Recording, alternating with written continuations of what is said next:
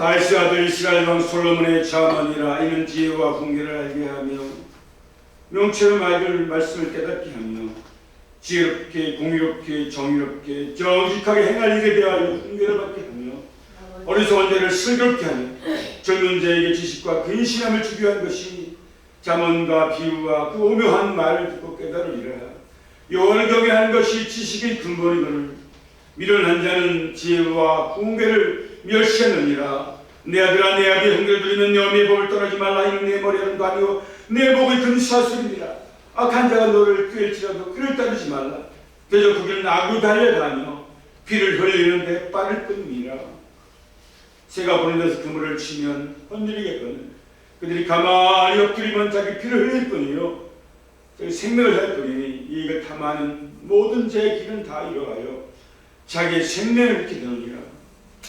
좋으신 하나님, 참 좋으신 하나님, 오늘도 아침 맞아서 저녁을 맞을 때까지 눈동자 같이 지키셨다가 또 귀한 저희 예배를 함께 찬양할 수 있도록 하나님께 영광과 존귀를 드립니다. 정말 우리는 어디서 와서 왜 살며 어디를 가야 되는지 알지 못하고 방황하며 사는 우리를 이정표를 주시고 꿈을 주시고 소망을 주시고 이 세상 건너편에 영원한 세상, 축복의 세상이 있다는 것을 알고 깨닫게 하여 주심을 감사드립니다. 이 세상 많은 사람들은 세상의 소망이 많지만 우리는 세상의 소망뿐 아니라 이 세상을 뛰어넘어 천국까지 영원한 세상을 바라보고 나아간 하나님 백성, 하나님 선민입니다. 오늘도 우리를 인도해 주시옵시고 승풍으로 채워 주옵소서. 우리 앞에 다가오는 많은 파도가 있습니다. 큰 파도, 작은 파도, 무슨 많은 파도를 우리는 감당할 수가 없습니다. 이 풍랑이 무엇을 말하는지 깨닫게 할 주옵소서. 깨닫는 자가 지혜롭다 했사오니 지혜로운 자는 생명의 샘이라. 사람으로 사망의 근들에서 벗어나게 한다사오니 생명나무 지혜는 복되도다 했사오니 우리가 지혜를 얻게 하여 주옵소서. 지혜를 구하는 것이 은을 구하는 것보다 낫고 그 유익이 천금보다 낫다 했사오니 천금보다 나은 지혜를 허락하여 주시기를 원하옵니다. 오늘 이 저녁에 우리 믿는 하나님의 선명히 가진 한 배를 탄 목적을 가지고 꿈을 가지고 소망을 가진 우리 모두가 함께 모여서 하나님 앞에 영광 돌리는 예배를 드리길 원합니다. 성령님 찾아오셔서 마가의 다락방에 이적과 기적을 우리에게 은혜를 베풀어 주옵소서. 우리는 연약합니다. 어리석습니다. 미련합니다. 나보다 잘되는 사람들을 시기 질투하고 또 받아들이기 어려워합니다. 이제는 그런 삶이 아니고 잘하는 사람들을 본받고 칭찬하고 닮아가는 삶이 되게 하여 주옵소서. 어제가 다르고 오늘이 다르고 내일이 달라지는 하루하루 달라지는 우리들 되게 도와주시옵시고 하나님 백성들, 하나님 선민들 또 기름은 종들 다 되게 도와주옵소서. 어리석고 미련하여 세상 사람들에게 조롱당하고 손가락 당하지 않게 해주시옵시고 없는 자 같으나 풍성하고 미련한 자 같으나 지혜가 넘쳐나는 자로서 살아가게 도와주옵소서. 하나님, 이제 세상은 참으로 갈수록 어렵고 힘들어집니다. 다 우리가 만든 것입니다. 누구를 탓하고 누구를 원망할 일이 아닌 것입니다. 우리가 지혜가 없고 깨달음이 없어서 오늘 점점 어려운 세상을 만들고 어려운 세상 속에서 우리가 살아가고 있습니다. 하나님, 우리를 지혜를 주시옵시고 명철하게 하셔서 이 어려움에서 하루속히 벗어나게 하여 주옵소서. 오늘도 살아계시고 역사하시며 살아가는 내가 많으신 우리 주 예수 이름으로 감사하며 간절히 기도 올렸나이다. 아멘. 네, 제가 좀 전에 기도한 것처럼 그 잠언서를 제가 좀 기도로 이제 했습니다. 했는데 알다시피 잠언서는 찌르는 말이다 이렇게 말합니다. 찌른다는 거죠. 잠자는 사람을 탁 찌르서 깜짝 놀라서 야 이렇게 할 수 있는 그러고 지혜의 말이다 이렇게 말합니다. 잠언서가. 그런데 잠언은 무엇이냐, 지혜는 무엇이냐 이렇게 이제 좀 지혜가 무엇이냐 이렇게 반문할 수 있습니다. 알다시피 우리가 성경에서 봤듯이 솔로몬의 왕이 있습니다. 솔로몬의 왕은 아주 지혜 중에 지혜를 가진 분입니다.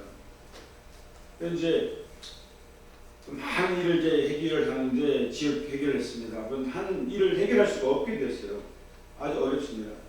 아시다시피 이제 어떤 여자가 남의 아이를 훔쳐가지고 자기 아이라고 이제 그러는 겁니다. 그래서 정말 그 엄마가 이 나의 아이인데 왜 당신의 아이라고 그러냐?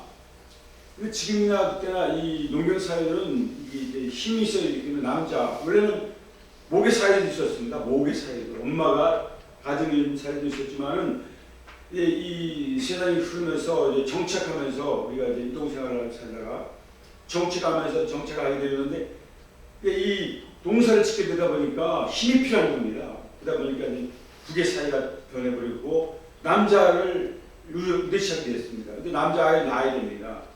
여자가 시집 가면은 자식을 못 낳으면 원래 죄악이 아닌데 죄악처럼 느껴지는 겁니다. 그 죄의 짐을 평생 지고 가야 됩니다. 잘못하면은 우리나라도 조선시대는 막 쫓겨나고 그랬습니다.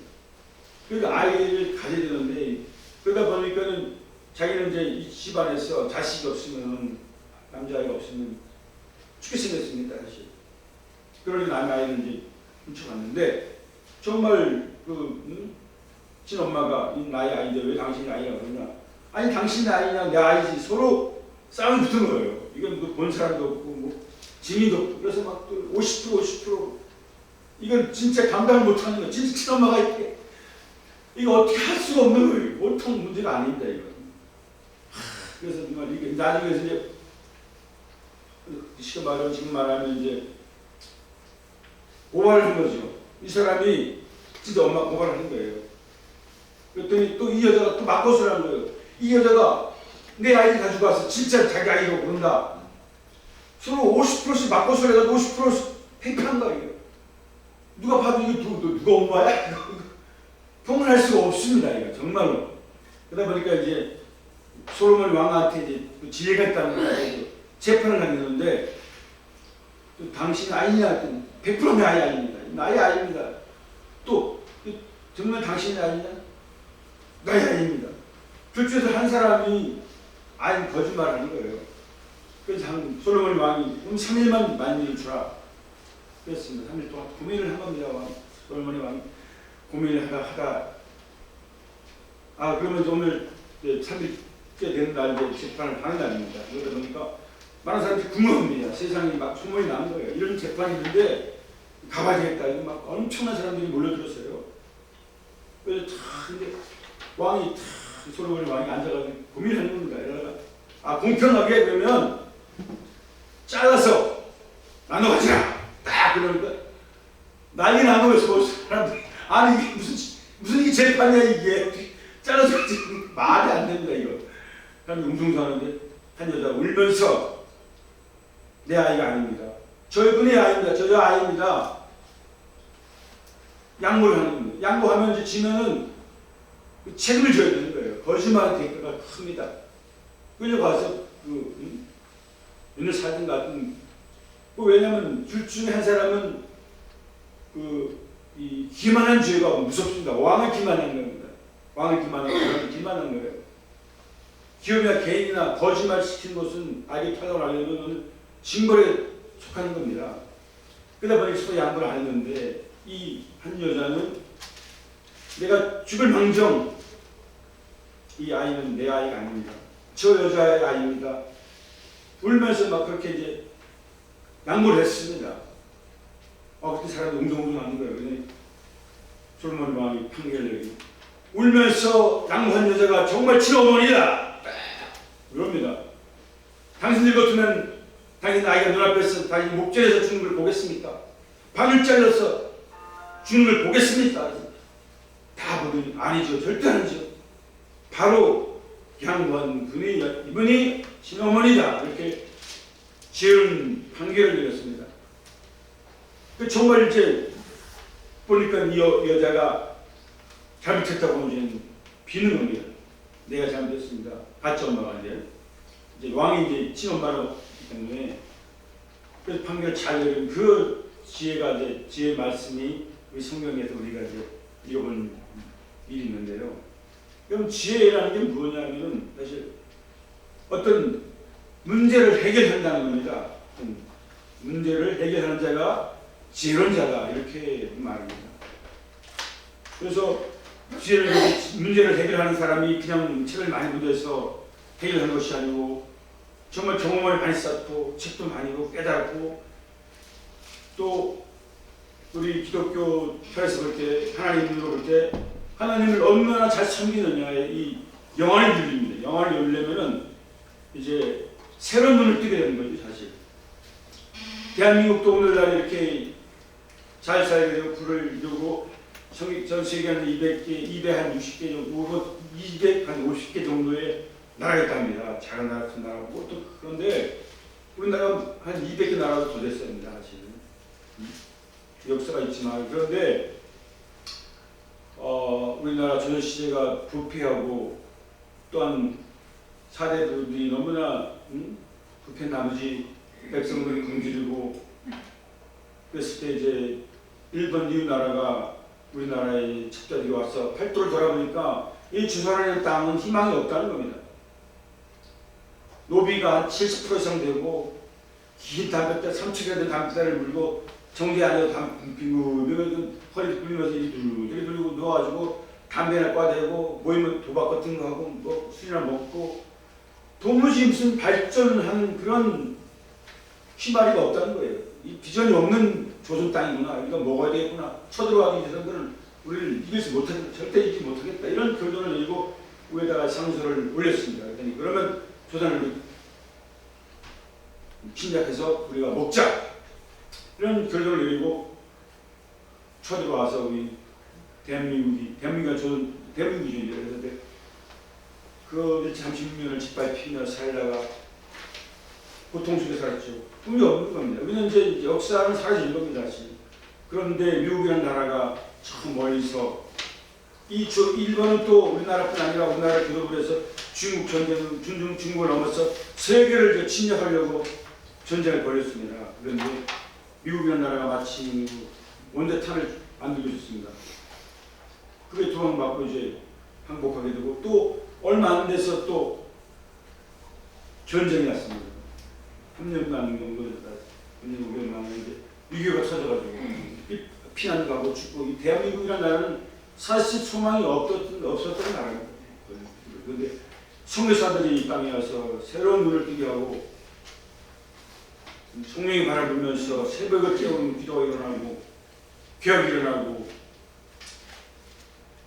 참 암울한 대한민국이었습니다. 그런데 1446년에 우리나라 그 세종대왕 이제 우리 한글을 창제하셔서 이렇게 올라가 우리가 이렇게 이 한글이라는 것은 참으로 역사적인 건데요.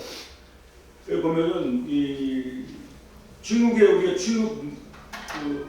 중국을 섬기며 살았던 나라입니다. 중국인 나라를 거대한 나라 힘이 있으니까 우리나라가 조선이 이제 세금을 바치는 그런 나라였는데 독립하기는 어려웠습니다. 문자도 없고 그냥 중국에 쓰는 그 한문을 써야 되고 한문을 배우는데 평민들은 못 배웁니다. 그냥 말하는 데만 10년이 걸리고 쓰는 데는 10년이 걸리고 20년이 걸려야지만이 이 한문을 어느 정도 할 수 있다고 합니다. 한문의 수는 잠깐 5만 자가 있었는데 평생을 해도 한문은 다 할 수 없다고 합니다. 그 정도가 많습니다. 그런데 이 세종대왕께서는 너무나 딱하니까 백성들이 헤어날 길이 없는 거예요. 나라 자체적으로. 그래서 그렇게 한글을 만들었는데 몰래 만들었습니다. 아니면 대신들이 반대합니다. 나중에는 이제 그 발표했을 때 오랑캐라고 오랑캐라든가 아니면 그 중국의 나라한테 우리가 먹힌다고 아무튼 그들이 쳐들어와서 우리를 다 차력할지 모른다고 그렇게 두려움이 있었습니다. 그래서 그냥 우리 그 평생 동안 이 중국의 나라를 떠받치면서 세금 내고 하는 대로 하고 살아야 되는데 이렇게 독립하게 된 것은 사실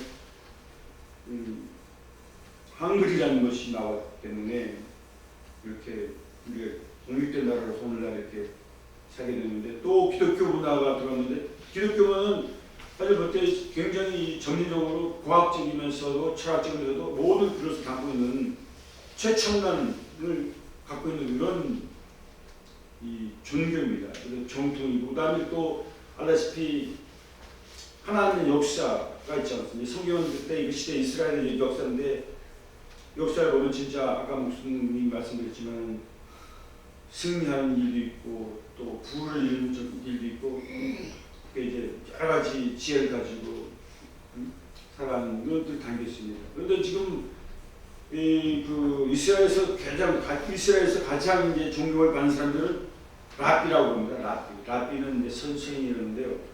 그들은 아까 말씀드렸듯이 지혜가 많습니다. 사람들이 답답한 일이 있고 무슨 문제가 터지면은 랍비 찾아가서 그 말씀을 들으면은 랍비가 이제 문제를 해결해 주는 거죠. 지혜가 많다는 거죠. 그들은 존경을 받습니다. 또 존경받을 만한 일을 합니다. 한 장 책을 손에 놓지 않고 경험을 하고 또한 책을 끊임없이 보며 그래서 어려운 사람들 오면은 다 말로 이렇게 깨달아 주시고 일을 문제를 해결시켜주고 그 존경을 받습니다. 그래서 예를 들어 이제 배가 가는데 배를 건너가는데 아버지하고 라피하고 이제 그 세 명이 가는데 강을 건너가는데 파도가 쳐서 배가 뒤잡혔습니다. 그런데 우리나라 같으면 알다시피 그 라피를 구하겠느냐 아버지를 구하겠느냐 아버지를 먼저 구하지 어떻게 선생을 구하느냐. 그런데 이스라엘 문화는 그렇지 않다는 겁니다. 라피를 먼저 구한다는 겁니다. 라피를 잃어버리면 선생을 잃어버리면 우리가 교훈을 못 받으면 무지하면은 나 혼자의 고통 아픈 슬픔이 아니고 우리 국가 전체가 배우지 못한다는 거죠. 배우지 못하면 이렇게 배움에 대해서 배전히 느끼는 자들이 오늘의 그 이스라엘 사람이 유태인들입니다. 그들은 교육을 통해서 지금은 그런데 온 세계를 지금 리더해 나가고 이끌어가는 자들이 미국도 그렇고 뭐 경제도 그렇고 그런 자들이 유태인들이고 그만큼 그냥 이끌어가는 것이 아니고 그만큼 많이 배웠고 알기 때문에 그런다 이렇게 봅니다. 하여튼 이제 마치겠습니다. 찬양 한곡 부르고 하나님의 우리가 늘상 지혜론자는 뭐라 했습니까? 문제를 해결하는 어려운 사람, 내 이웃의 사람, 정치, 경제든 문제를 그 사람이 문제가 있으면 문제를 해결해 주는 사람이 가장 지혜로운 자다 이렇게 말씀드리고 싶습니다. 그래서 우리가 늘 기도할 때 난 같이 그랬습니다. 늘 지혜를 많이 구했습니다. 하나님 앞에 지혜로운 자가 되어라고.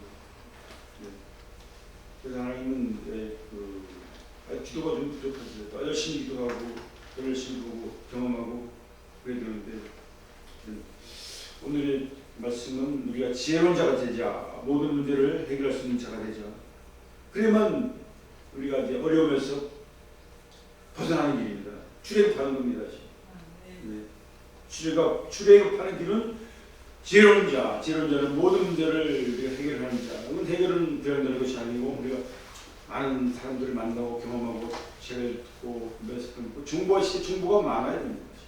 그래서 또 중보 세상에서 중보가 많을수록 우리는 하나님 앞에 가까이 간다 이렇게 말씀드리고 싶습니다. 찬양 한곡 부르고 마치겠습니다. 너무 우리는 것은